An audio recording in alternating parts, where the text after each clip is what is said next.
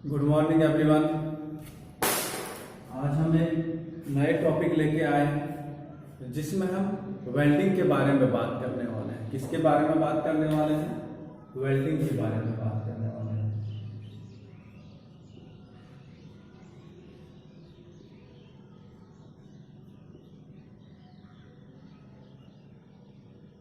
Welding हमारा होता क्या है, ये हमारा किस प्रकार से कार्य करता है और वेल्डिंग की हमें जरूरत कहाँ है और वेल्डिंग की जरूरत हमें क्यों पड़ी। तो सबसे पहले हम लोग वेल्डिंग का इंट्रोडक्शन देखते हैं। वेल्डिंग हमारा होता क्या है? तो वेल्डिंग एक प्रकार का विधि है जिसमें हम कोई भी दो छोटे छोटे पार्ट्स को कोई भी दो छोटे छोटे पार्ट्स को, जैसे ये हमारा एक पार्ट हो गया, ये हमारा एक पार्ट हो गया, दो पार्ट्स को आपस में जोड़ने के लिए या तो फ्यूजन विधि या फिर प्रेशर विधि के द्वारा आपस में जो जोड़ा जाता है उसी को हम लोग वेल्डिंग बोलते हैं। एक बार और रिपीट करते हैं। जब दो छोटे पार्ट्स को आपस में जोड़ने की जरूरत पड़ती है तो प्रेशर के द्वारा या फिर इसको, जैसे ये पार्ट था, अब इसको हम जोड़ देते हैं। प्रेशर के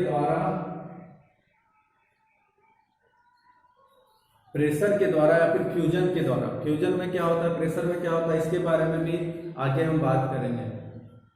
तो प्रेशर के द्वारा या फिर फ्यूजन के द्वारा जो जोड़ा जाता है उसी को हम लोग क्या बोलते हैं? वेल्डिंग बोलते हैं। उसको हम लोग क्या बोलते हैं? वेल्डिंग बोलते हैं। और इस प्रकार के कार्य को जो भी करता है, जो वेल्डिंग करने की क्रिया को करता है, उस ऑपरेटर को हम लोग क्या बोलते हैं? वेल्डर बोलते हैं। या फिर आईटीआई में अगर इस प्रकार के जो भी कार्य करते हैं उस प्रकार के ट्रेनी को वेल्डर के श्रेणी में रखा जाता है। वेल्डर ट्रेड के नाम से वो लोग जाना जाता है, वो लोग वेल्डर ट्रेनी कहलाता है। आज के समय में, आधुनिक समय में वेल्डर ट्रेनी का बहुत ज्यादा डिमांड है, क्योंकि आज के समय में फास्टनिंग इतना तेज हो गई है कि आज के टाइम में अधिकांश फास्टनर के रूप में हम लोग वेल्डिंग का ही प्रयोग करते हैं, क्योंकि वेल्डिंग हमारा एक अस्थाई फास्टनर है। अस्थाई फास्टनर होने के कारण जब हम कोई दो पार्ट्स को आपस में जोड़ते हैं तो हमारा क्या होता है, जब हम इसको अलग नहीं करना चाहेंगे तब तक वह परमानेंटली आपस में जुड़ा हुआ होता है। इसीलिए इसका आज के समय में ज्यादा प्रयोग हो रहा है। जैसे बहुत सारे मशीन्स हैं, रेलगाड़ी है, कोई भी ऑटोमोबाइल सेक्टर हो, तो वहां पे देखने के लिए मिलेगा पूरा ऑटोमोबाइल का जो ढांचा बना हुआ है हमारा किस प्रोसेस से बना हुआ होता है। वो छोटे छोटे पार्ट्स को जोड़ जोड़ के बड़े बड़े ढांचे तैयार कर दिए जाते हैं। वो सारा ऑपरेशन हमारा वेल्डिंग प्रोसेस से ही 70% तैयार होता है। मशीन वगैरह जो होता है वो सब ढलाई किया हुआ रहता है, लेकिन मशीन के अलावा जो एक्सेसरीज होता है, उसके बॉडी वगैरह स्ट्रक्चर होता है, वो सब जोड़ने के लिए जो प्रयोग में आता है अधिकांश लोग वेल्डिंग के साथ जोड़ देते हैं, क्योंकि वेल्डिंग एक परमानेंट जॉइंट है जिसके कारण एक बार अस्थाई कर देने के कारण हमको क्या होता है, उसमें बार बार मिसिंग होने के चांसेस जो होते हैं वो नहीं होते। जैसे नट बोल्ट से भी बहुत जगह पे काम लिया जाता है, वो हमारा टेम्पोररी फास्टनिंग है, जहाँ पे जिस मशीन को हमको बार बार हटाना होता है, एक जगह से चेंज करना होता है, उसके जगह पे कोई और मशीन लगाना होता है, तो वैसे जगह पे हम लोग क्या करते हैं, नट बोल्ट का प्रयोग करते हैं। लेकिन जहां पे भी जिस चीज को हमको अस्थायी रूप से फिक्स रख देना है कि जब तक हम नहीं हटाएंगे तब तक ये अपने स्थान पे बना रहे, तो वैसे चीजों के लिए हम लोग किसका प्रयोग करते हैं? वेल्डिंग का प्रयोग करते हैं। तो वेल्डिंग क्या है उसको हम लोग समझ लिए, उसका परिचय को हम लोग देख लिए। तो दो छोटे पार्ट्स को आपस में जोड़ने की प्रक्रिया को ही वेल्डिंग बोलते हैं। वो चाहे हम प्रेशर विधि से हो या फिर फ्यूजन विधि से। प्रेशर विधि में हमारा क्या होता है, दोनों को प्लास्टिक अवस्था तक पहले हीट करते हैं, दोनों को क्या करते हैं, पार्ट्स को प्लास्टिक अवस्था तक हीट करते हैं, दोनों को आपस में रखकर कोई चीज से प्रेस करते हैं, प्रेस हैमर का प्रयोग करते हैं या फिर हैमरिंग करते हुए उसको आपस में हम लोग जोड़ देते हैं। इसमें अनावश्यक बाहरी फिलर का हमको प्रयोग नहीं करना होता है। लेकिन फ्यूजन वेल्डिंग जो होता है हमारा, उसमें क्या हो जाता है, उसमें हमको बाहर से फिल करना होता है। इसमें भी दो पार्ट्स को हम लोग प्लास्टिक अवस्था तक हीट करते हैं। प्लास्टिक अवस्था तक हीट करने के बाद उसमें फिलर मेटल को डाल देते हैं, या फिर फिलर मेटल का जब हम लोग वेल्डिंग प्रोसेस करते हैं तो वो खुद का हीट को दोनों में आपस में ले लेता है, 1 पार्ट्स 2 पार्ट्स, और वो फिलर मेटल तीनों आपस में प्लास्टिक अवस्था तक जाता है दोनों पार्ट्स, और फिलर गल जाता है। गलने के कारण तीनों आपस में एक लिक्विड तैयार कर देता है, और वो लिक्विड जैसे ही ठंडा होता है तो आपस में क्या होता है, ये दोनों पार्ट्स जुड़ जाते हैं। ठीक है, तो इसी क्रिया को ही वेल्डिंग बोला गया। तो वेल्डिंग करने से पहले उसके कुछ सेफ्टी के बारे में भी जानना होता है। हम लोग यहाँ पे क्या देखते हैं, अभी इंट्रो देते हैं।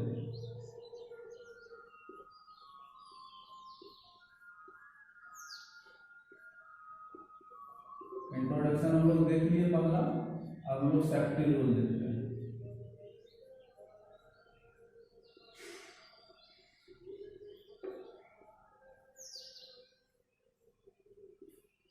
सेफ्टी,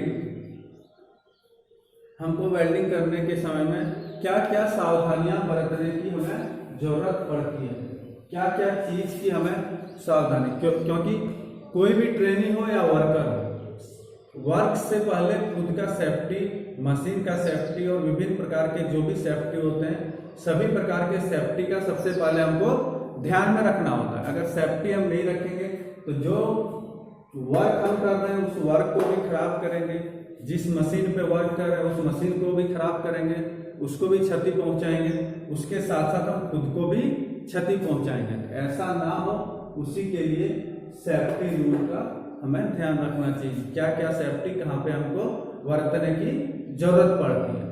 तो सबसे पहले हम लोग सेफ्टी के बारे में पहला सेफ्टी देखते हैं। जो भी कारीगर कार्य करेगा, वेल्डिंग ऑपरेशन करेगा या फिर कोई भी वर्क करेगा, उसको अधिकांश देखा जाता है कि उसका वर्कर का जो ड्रेस हो वो ढीला ना हो, क्या हो, ढीला ना हो, शरीर में फिट बैठे, शरीर में फिट बैठे, ताकि काम करते समय ऐसा ना हो वो झुका, कपड़ा लूज था, कोई भी मशीन पार्ट्स से फंस गया। फंसने के कारण क्या होगा, बहुत सारे मूवमेंट वाले पार्ट्स होते हैं, घूमने वाले पार्ट्स होते हैं, वहां पे कपड़ा अगर पकड़ेगा तो पूरा बॉडी को खींच लेगा, हाथ पकड़ेगा तो हाथ को खींच लेगा, बॉडी में पकड़ेगा बॉडी को खींच लेगा। इससे क्या होता है, एक्सीडेंट के बहुत ज्यादा चांसेस होते हैं। तो ये सब चांस ना बने, इसके लिए ये सब सेफ्टी रूल बनाए गए। तो सबसे पहला सेफ्टी हमारा क्या था, जब हम वर्कशॉप में या फिर जहां भी इंडस्ट्री में हम काम कर रहे होंगे, सबसे पहले ये हमको ध्यान में रखना है कि कपड़ा हमारा टाइट होना चाहिए, टाई नहीं होना चाहिए, कपड़ा टाइट होना चाहिए, गले में टाई नहीं होना चाहिए, हाथ में घड़ी नहीं होना चाहिए, हाथ में कड़ा नहीं होना चाहिए। ये सब चीज का हमको इसमें सेफ्टी बरतने की जरूरत पड़ती है। अब दूसरा सेफ्टी हम लोग देखते हैं। जब भी हम लोग वर्कशॉप में जाएंगे तो वर्कशॉप में जाने से पहले हम लोग को सेफ्टी शूज पहन लेना चाहिए, क्योंकि वर्कशॉप में बहुत प्रकार के वर्क होने के कारण बहुत से नुकीले नुकीले पार्ट्स नीचे गिरे हुए होते हैं। क्या होते हैं, बहुत से नुकीले नुकीले पार्ट्स गिरे हुए होते हैं, या फिर हम वेल्डिंग ऑपरेशन कर रहे हैं तो वहां पे अगर किसी कारणवश कोई नंगा तार वहां पे है, उसमें करंट हमारा प्रवाह हो रहा है, हम सेफ्टी शूज पहने बिना गए हैं तो क्या होगा, हमको झटका लग जाएगा। या फिर सेफ्टी शूज नहीं पहने रहेंगे तो जब हम लोग वेल्डिंग कर रहे होंगे तो उस समय भी हमको अर्थ मिलेगा तो झटका देगा। उसके साथ साथ जब वहां पे वेल्डिंग करेंगे तो जो जॉब होगा, मेरा हीट होता है, वो अगर पैर में सट जाएगा तो पैर को जला देगा, या फिर उससे जो इलेक्ट्रोड, वेस्ट इलेक्ट्रोड जो छोटा छोटा टुकड़ा बच जाता है वो रहेगा, वो नुकीला होता है, वो हमारा पैर में घुस जाएगा। तो वो सब चीज ना हो, खुद को नुकसान ना पहुंचे, उसके लिए सेफ्टी शूज का हमको क्या करना चाहिए, प्रयोग करना चाहिए। उसके बाद देखते हैं हम लोग क्या है तीसरा नंबर में, वेल्डिंग करते समय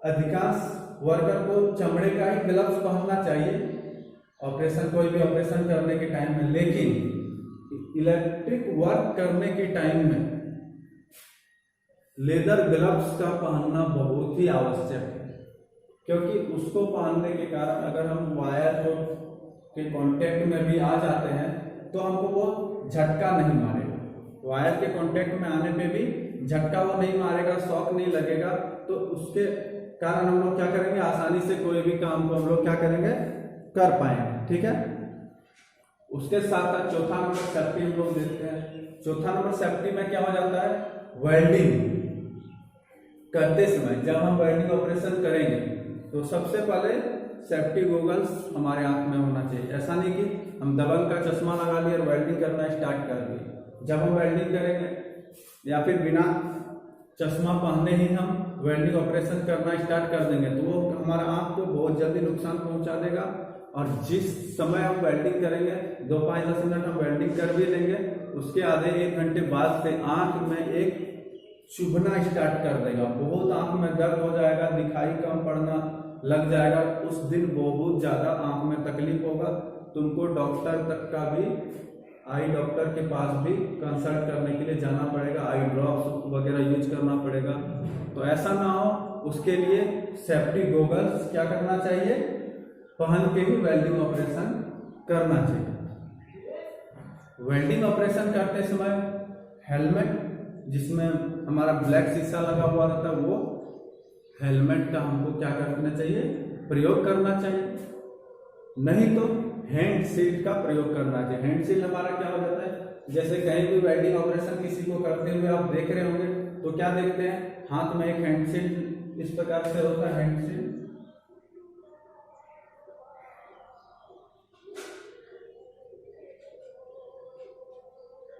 हाथ में इस प्रकार से पकड़ के रखता है और इसी से हम क्या करते हैं, हैंड शील्ड हाथ से पकड़ लेते हैं। जब वेल्डिंग ऑपरेशन करते हैं तो हम नंगी आंखों से देखने के बजाय उस हैंड शील्ड में लगे जो शीशा होते हैं इससे हम लोग देखते हैं, जिसके कारण क्या होता है, हमें हमारी आंख को किसी भी प्रकार का नुकसान नहीं होता है।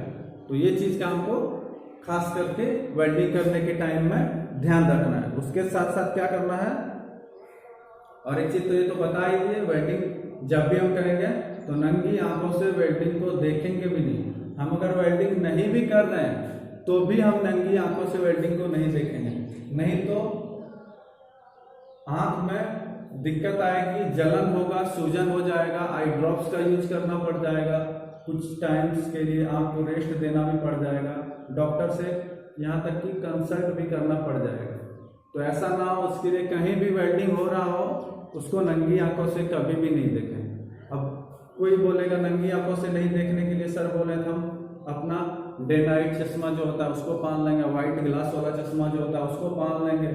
उसके बाद हम लोग देखेंगे हाथ में एक व्हाइट शीशा ले लेंगे, उसको रख के देखेंगे तो भी दिक्कत होगा। जब तक ब्लैक कलर का गॉगल्स या चश्मा नहीं होगा तब तक वो हमारी आंख को सेफ्टी नहीं प्रदान कर पाएगा। वेल्डिंग का आर्क बहुत तेज निकलता है, आंख में पड़ने के कारण बहुत से आंख में जलन आना स्टार्ट हो जाता है, कुछ ही देर के बाद से बहुत ज्यादा गड़ना स्टार्ट हो जाता है। तो ऐसा ना हो, उसके लिए सेफ्टी गॉगल्स का प्रयोग करें। ठीक है, और जब भी हम लोग वेल्डिंग ऑपरेशन करेंगे तो वेल्डिंग ऑपरेशन करते समय सही इलेक्ट्रोड होल्डर जो है उसका हम लोग चयन करेंगे। क्या करेंगे, सही इलेक्ट्रोड होल्डर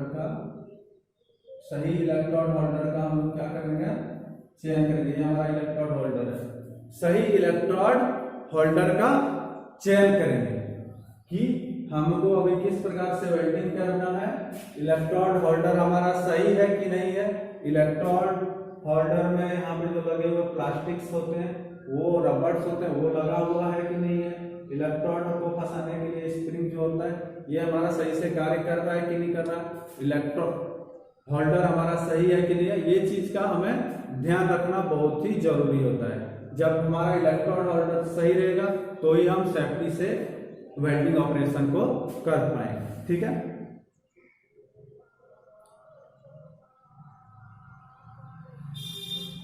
और उसके बाद वेल्डिंग करते समय जो भी हम दो पार्ट्स को वेल्डिंग करेंगे या फिर जो भी जॉब पे ऑपरेशन करेंगे उसको हम क्या बोल रहे हैं, जब ऑपरेशन कर रहे होते हैं तो दोनों क्या होता है, प्लास्टिक अवस्था तक हीट होता है। तो ये बहुत ज्यादा हीट होता है दोनों, या फिर जिस पार्ट्स पे भी हम करेंगे तो उसको हम लोग जनरली हैंड से नहीं छुएंगे, जनरली हाथ से उसको नहीं छुएंगे, उसको ग्लव्स पहन के ही छुएंगे, नहीं तो हाथ में तुरंत घाव हो जाएगा, छाला निकल जाएगा।